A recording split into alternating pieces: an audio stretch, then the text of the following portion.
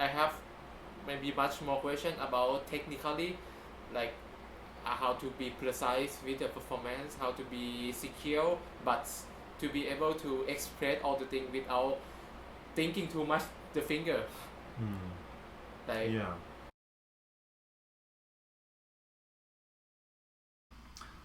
Let's look at the transition from the tonic to the dominant. Now, we have this pattern where it goes. Then it does it again.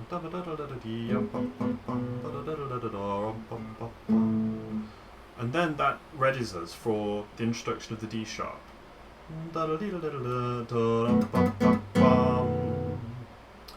and that's the chord that takes us to a new place. What I'd like to do, I wonder if as you play the as you begin this, leave some space for the music to grow. And then when you come to here,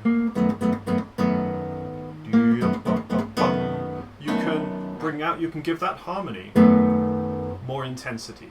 Ah. Would you like to try? Yes, so should I start like softer?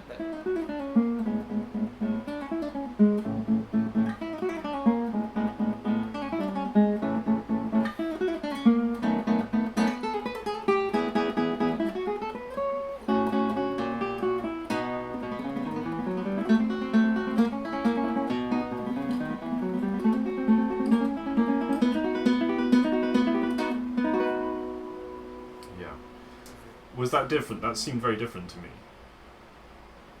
I think when I record, I feel maybe more pressure. Yes. But when I study, I just have fun and.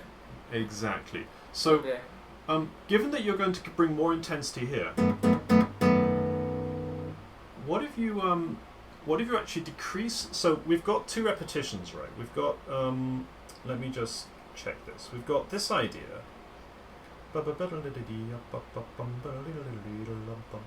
Then it's played again, and then here we have to bring more intensity.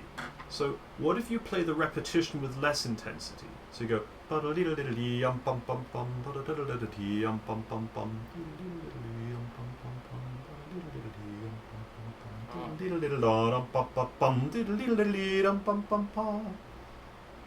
No, I got it. It's going to be like.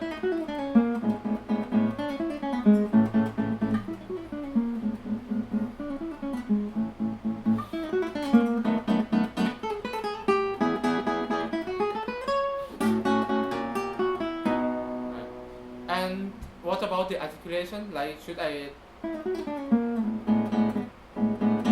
think in the recording I feel like legato, but it should be like.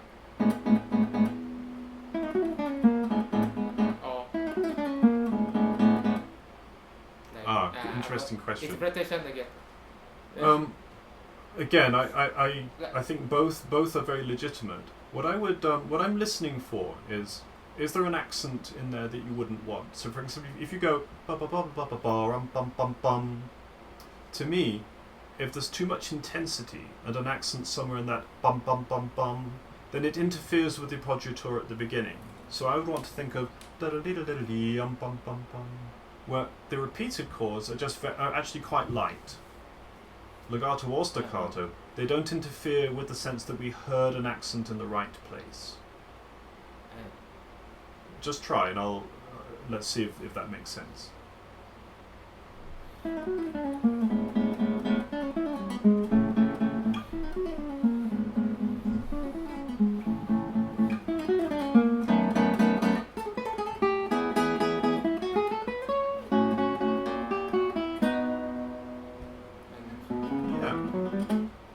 Good. What if you make these chords even lighter, so there's a sense of the A sharp. Even think of a diminuendo.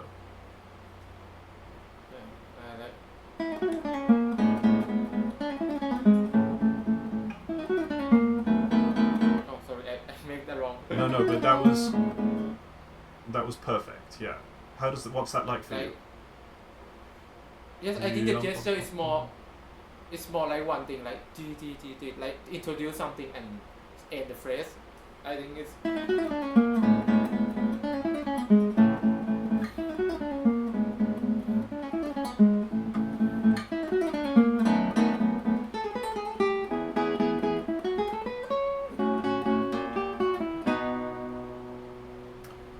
Exactly. So one of the things, as we just find a couple of things to work on, I want to emphasize a little bit the idea that in these in this kind of music where there are very clear beginnings and endings to phrases, then you've got to make a shape in which the phrase makes sense, and you've got to choose where you place your main accent. You may have other accents, may have all kinds of interesting things happen in the phrase, but very often what gets in the way of this music is a confusion of accents and intensities. So there's the accents in the phrases themselves, we've just worked on that, and then there's understanding where you want which harmonies you want to emphasize. So for example, in this larger section, our first main emphasis, yes, is on that dominant of the dominant.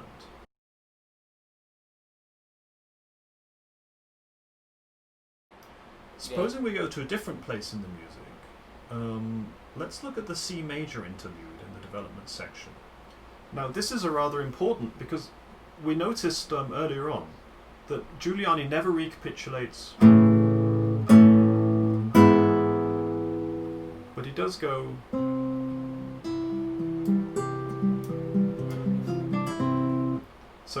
So he refers to it shortly before, somewhere in the development section, and then doesn't bother to bring it back later on. So this is like a special island of C major. So I think it might be helpful to give this a very special colour. And my recommendation would be to really allow the melody to float. So you've got this. This can be very discreet.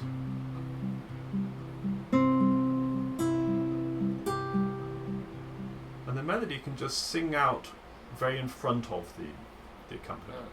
Would you like to try that? Yes.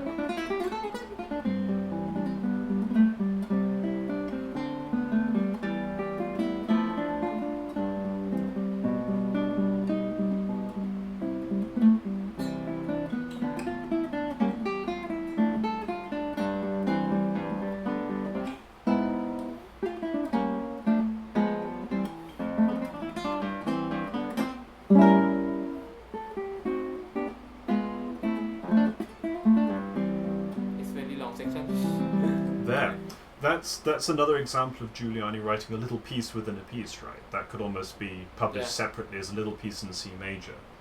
But it has a particular role in the piece. Now, I heard a lot of very good approach to the accents there. For example, you did a nice job of this melody floats, and this measure takes us towards the end of the first 4 bars, and you did a very nice emphasis there. And then, rather surprisingly, the music continues without interruption with this. Can you make sure that this idea here, I would play it in a very melodic way, like very different from the accompanimental music from before.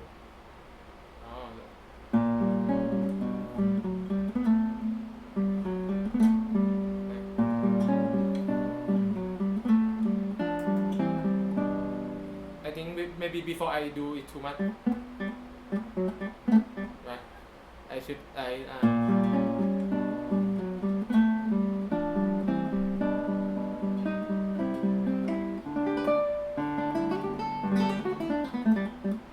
Also this one,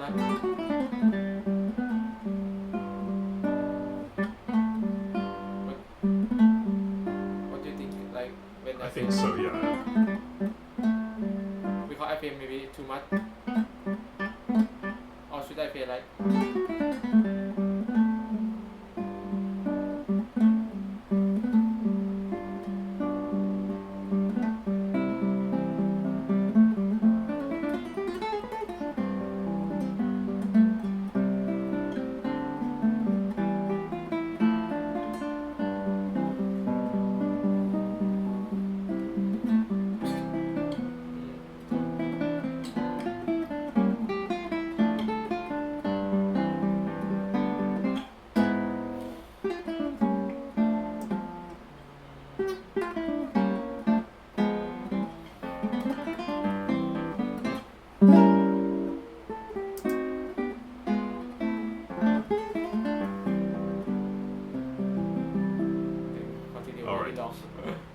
It's good to let you play. It's very nice to hear you play when you're just kind of happy and experimenting, and I think it comes back to that earlier idea. That in a way, very often that's exactly what you can bring to the stage, right? You can just get a little bit out of your own head and just be involved in. Oh, I'm just telling a story. I'm experimenting. I'm in my everyday life, trying things out, and often that's much more. What comes out is often much more convincing and engaging. And I think when you were trying this, what I enjoy about when you did the legato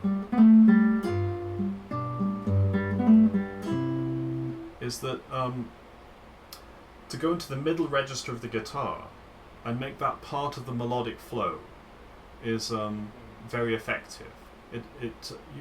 When you make that connection in the sound you make, then I hear the ascending seventh is very expressive.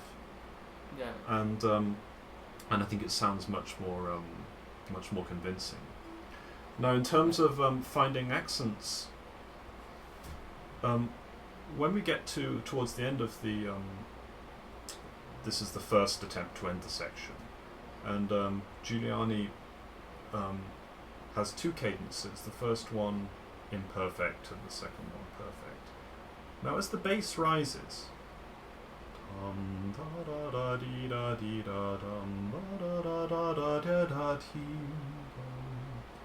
the bass rises all the way to a G, although it skips to the lower octave. And at that point, he puts this very important cadential 6/4 chord. And just in case we miss the point, he even puts an appoggiatura or a suspension on that chord. I wonder if you could really make that the focus of the way you play that phrase, and make sure that when we resolve the D, make sure that you don't put any kind of accent on the C. Right. Oh. That's right.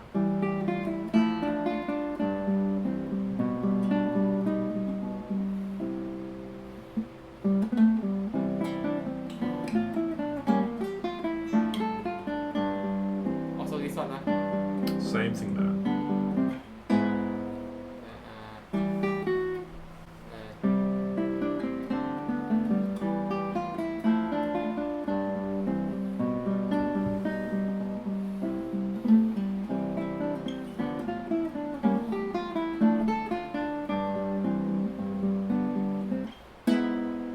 Is it too much? No.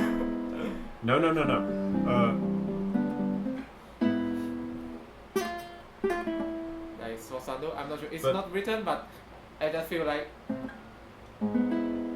not belong Exactly. to the harmony. That's wonderful. Yes, just it's a big surprise. autumn- It says, It's wait, like but there's more. We're not quite done with this passage. Now, when you get to this idea,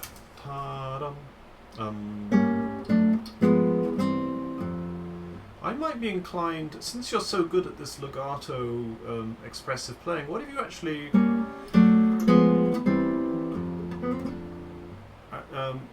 think about the chromatic scale in the bass and actually connect that, rather than the playful. Oh.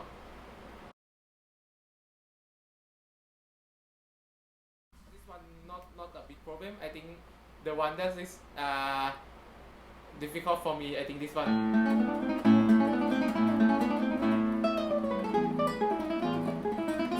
Sometimes I just shift in just a tiny bit mistake, but I try to be perfect as much as I can do, and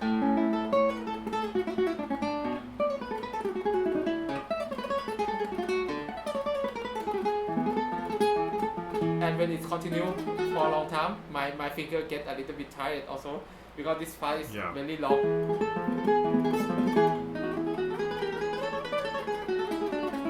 And then again, and then I'm still running, and then but it's over 2 pages only. That's why I asked you.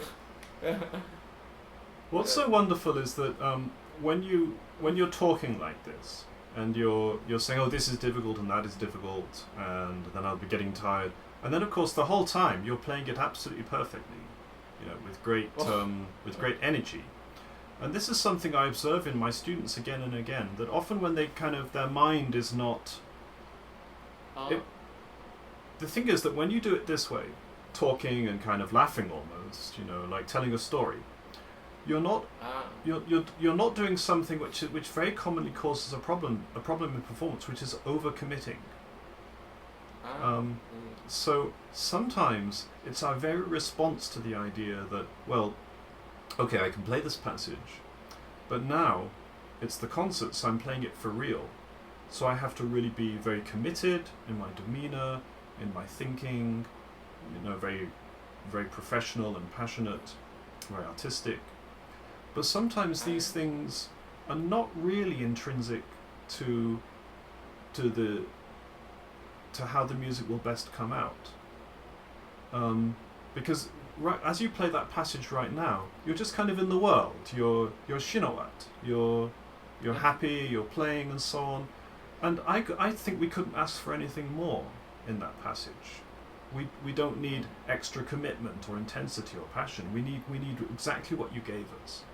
And so that's lesson number one, I think, which is just to examine your response to a passage like this. Right? If you can play it so easily when talking to me, why does it become more difficult when you're trying harder? Sometimes there can be a misdirected effort, a misdirected intensity, and it makes us tired very quickly. I mean, I got a very beautiful lesson from you. Actually, like, it's very interesting because when I play the recording, I play from the beginning and my finger get tired, like from exposition development until this part. But when I play just a few minutes ago, I think it's not that difficult. I think I just enjoy and I think I did it. So exactly. I think I maybe I think too much. Exactly. So don't do commitment when you're playing very difficult music. Just do what you've practiced and don't try to do more. And more might come just by itself without you trying. Okay.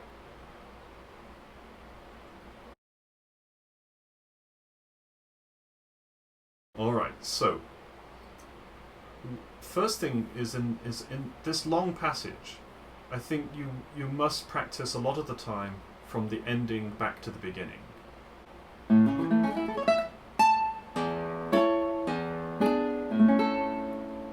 And when I practice this, here. should I? Oh, got it. Okay.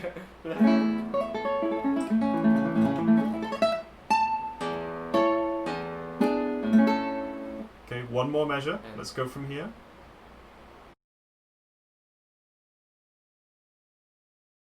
Right. Yeah. Because I get something tight.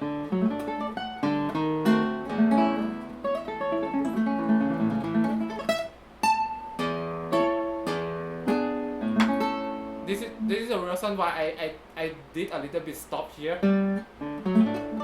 Oh. Should I do it? To be able to recharge my hand again to continue this. Down and We're up. talking about a sense of slight of arrival there on the cadential 6/4. Yeah. Why not? Yes. Should we try that? Right.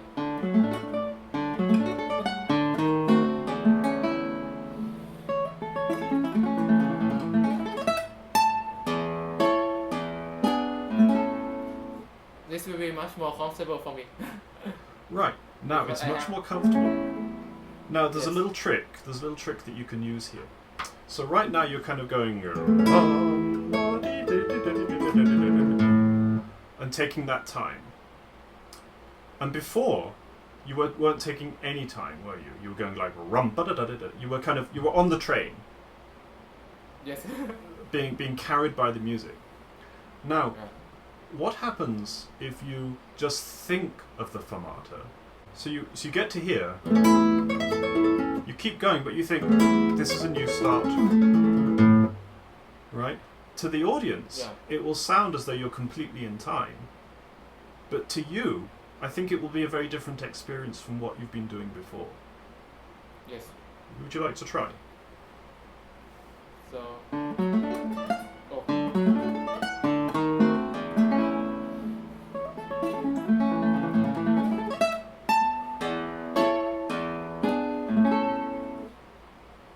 Very, very good.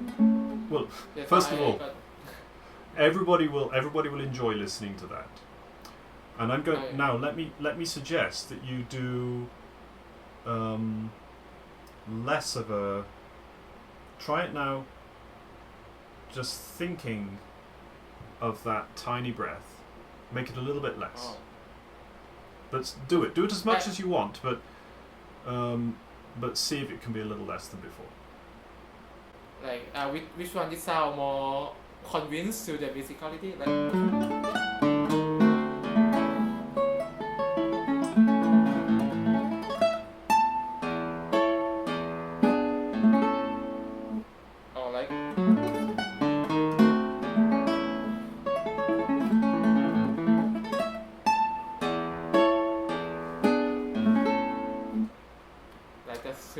Right. So, great question.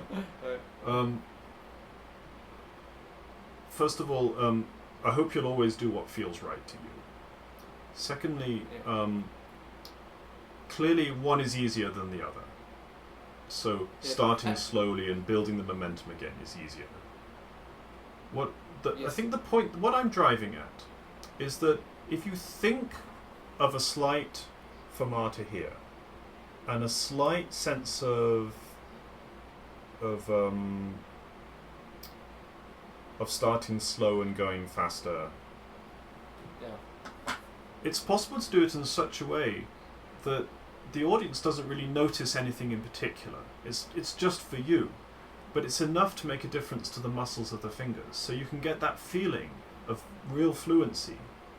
But there's a sense of an internal breathing in your hands that wasn't there before, because I think before you were being kind of carried along by the music and on a train that you couldn't get off. And what I want to do is try to introduce a little bit of air into the passage work that will probably sound identical for the audience. So my suggestion is do it with the gradual the big pause and the da-dee, da-dee, da-dee, da-da. Then I'd like you to play it 3 times. The first time make it very obvious. The second time make it only a little obvious. And the third time, just think of it. Just think of it. Alright? So try. First time obvious.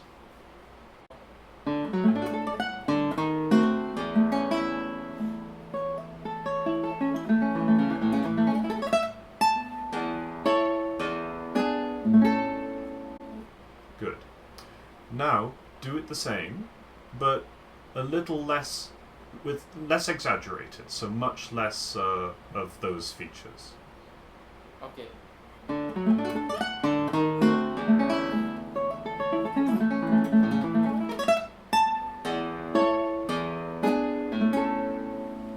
Good.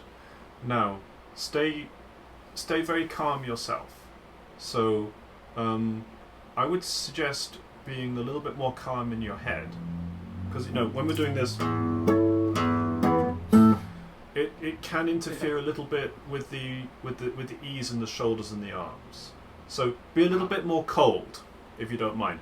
This connects with my idea that you will be committed and passionate no matter what you do. So you can actually afford to stay a little calmer. So we're still on the second version, where it's like somewhat there, but not too exaggerated. Okay, so I will be more calm. So I start from Yes. here. Yes. Okay.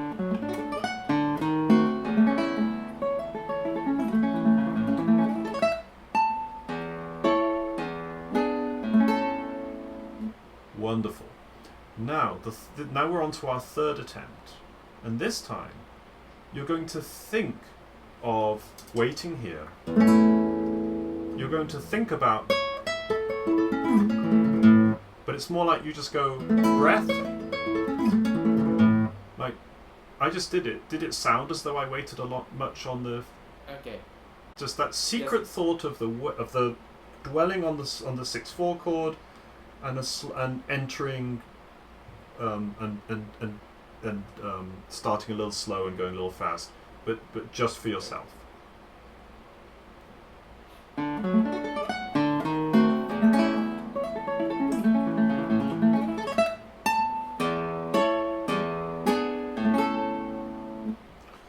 What was that like? Yes, I think this is how like it's written like just very tiny bit rubato. I feel like it's moving more the energy, so it's like the piece not stop. It's much more difficult to play, but if I do it well, it's like to build up something very to the climax. I think more about like which one is. Sometimes the music is very difficult to say which one is correct, which one is good, which one is not good. But I feel like to be able to learn, I should know the tradition of the interpretation, and then I can be free. Like. I would just like to come back to what allows you to play with the most ease. And you were reporting that as you go through all of this, constant flood of sixteenths, there's a certain sense of getting tired and loss of control, and like at a certain point something may go wrong. But it sounds to me as though you're getting behind, right? You're not really comfortable and ahead of your fingers mentally. And so what we did was we introduced some very obvious places where you feel a breath, where you're able to get back on, or rather stay on track, renew your sense of being on track by varying the tempo and the pulse and using breaths to your advantage. And my point is that if what you prefer is a much more motoric, very obviously virtuosic, non-stop way of playing, you can still use these breaths. You can still use these little variations in pulse, the changes in the heartbeat, but just use them as thoughts, and then they will still inform your fingers and make the music easier to control. It's been a real pleasure to work with you today, and I think you made a lot of great changes, so thank you. Yes, and thank you so much for wonderful. I learned so many new things, and I'm really appreciate. And I will send the recording from the microphone and the video to you. And I'm really happy that I hope the audience to see this masterclass will learn a lot from this lesson also, including me. Okay, great. Thanks so much for working with me today, and I look forward to hearing you play again soon. Yes, of course. Thank you so much, and my pleasure. Thank you very much, Chinnawat. Bye-bye. So, goodbye, take care.